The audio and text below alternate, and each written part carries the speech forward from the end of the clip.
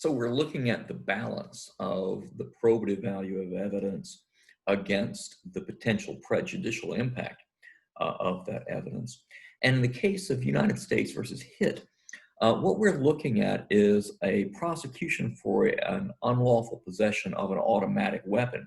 You're allowed to own a semi-automatic weapon, but not an automatic weapon. The difference between those two types of weapons is a semi-automatic weapon is one that, so long as you continue to pull the trigger, each time you pull it, an additional bullet will go through the chamber. With an automatic weapon, as long as you hold the trigger, bullets will continue to go through the chamber. The semi-automatic requires a pull for each bullet, whereas an automatic weapon, one single prolonged held pull will cause bullets to continue to fly through the chamber. One is illegal, one is not.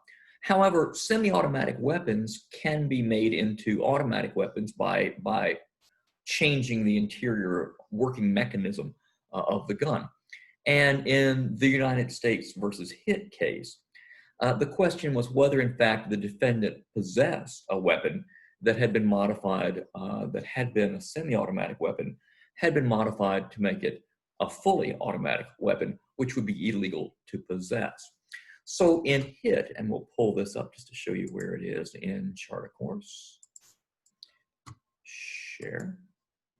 If you go to relevance and its limits, balancing probative value against prejudicial impact, United States versus Hitt, there we have it.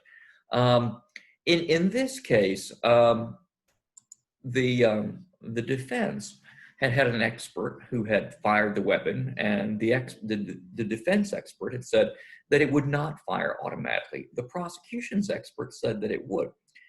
The defense expert speculated that perhaps the reason that it fired automatically with the prosecution was that maybe when the prosecution's expert fired it, that the mechanism of the gun on the inside was dirty, and that dirt had gotten into the working mechanism of the gun and had caused it to malfunction and automatically fire.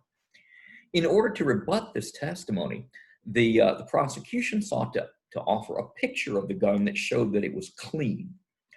Now, the picture only showed the exterior of the weapon, and it also showed the weapon in a collection of other semi-automatic weapons that, for all intents and purposes, look like automatic weapons. I think there were 9 other of these weapons, and then there were knives as well.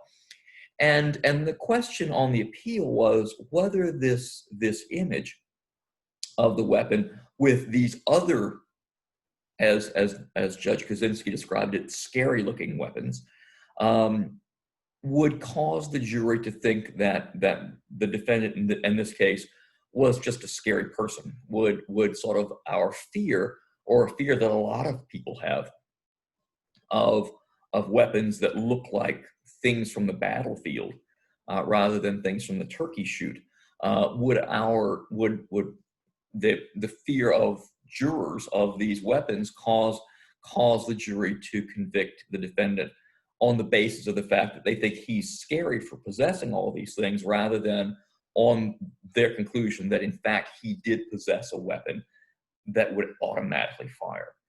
And Kaczynski said yes, absolutely, that there is, in this case, the prejudicial impact was extraordinarily high because of all of the other weapons that were there, the way they looked.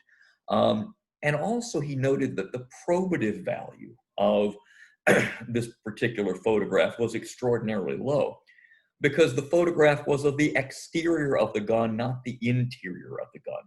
There was nothing about the image that would give jurors insight into how the weapon would actually fire.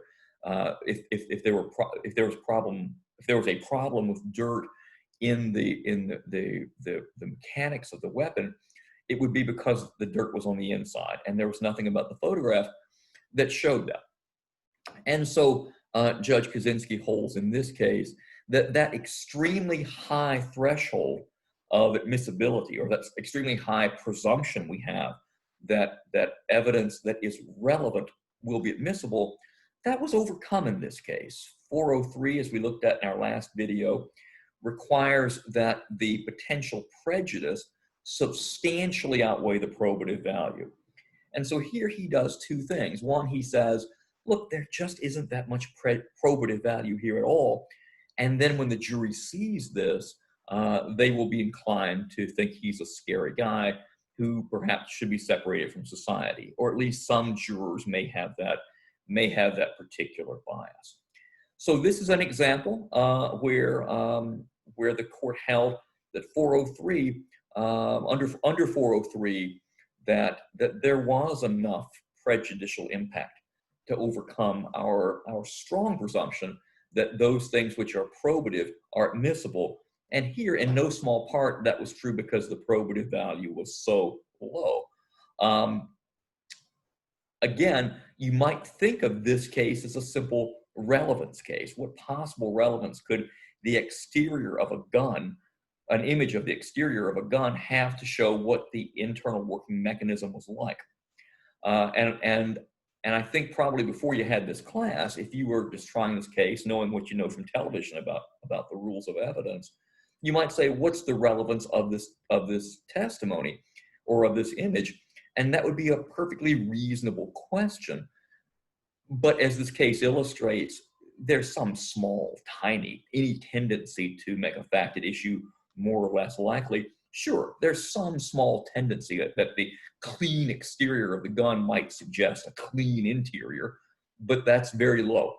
So most of the time when we're talking about objections on the basis of relevance, and you jump up and, it's not wrong to jump up in court and say, objection, Your Honor, relevance, that gets you where you're going, because it's somewhat more cumbersome to say, objection, Your Honor, I think the prejudicial impact of this testimony would substantially outweigh its probative value.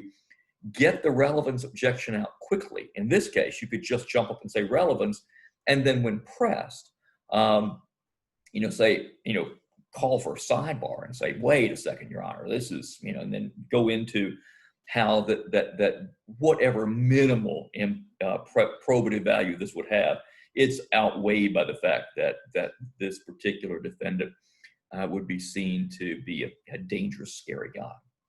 So here's an example. We'll have another in the next video of a time in which the probative value is overcome by substantially outweighed prejudicial impact. See you in the next video.